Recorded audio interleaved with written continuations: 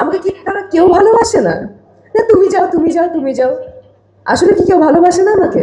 দেশের যে পরিস্থিতি, একবারে কোনো কথা বললে বেশি ঝামেলায় পড়বো আমরা, সেজন্য আমি নিশ্চয় দুজনে চুপ ছিলাম। রনি কি জন্য চুপ, শাকিল ভাই কি জন্য চুপ, সেটা আমরা জানি না। আমি খুব সুন্দর করে কথা গুছিয়ে এনেছি, বাট কি বলবো আপনাদেরকে দেখে, সবাইকে সামনে দেখে আমি নিজেই ভুলে গেছি।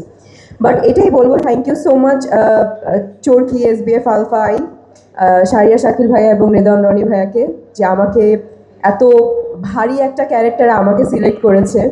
এবং আমিও একটু ভয়ে ছিলাম, এবং এমন না যে খুব ইজিলি আমি ইনভলভ হয়েছি। আমার এটার জন্য অডিশন দিতে হয়েছে, অনেক কাঠ খড় পেরিয়ে তারপর অনেক কিছু এই যে মঞ্চে আমি এসেছি এবং আপনাদের সামনে কথা বলছি দমের রানী হিসেবে। সো খুব ভালো লাগছে, এবং ফর দ্য ফার্স্ট টাইম একটু রোমান্টিক হিসেবে তাকালাম, আপনি কিছু বোঝেন না। এতটুকুই রোমান্টিকতা।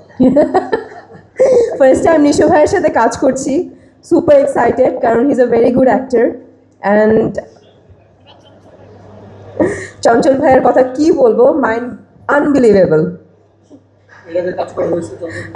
এর আগে কাজ করা হয়েছে, আপনি বলেন। ছোটবেলায় কার ছোটবেলায়? আমার ছোটবেলায়, তখন চঞ্চল ভাইয়ের বয়সও কম ছিল, এখনো কম, অসুবিধা নেই, তার বয়সটা রিভিল না করে। থ্যাংক ইউ সো মাচ সবাইকে, আবার অনেক অনেক ধন্যবাদ আপনাদের সবাইকে যে আমাকে সিলেক্ট করেছেন এবং এত বড় একটা দায়িত্ব দিয়েছে।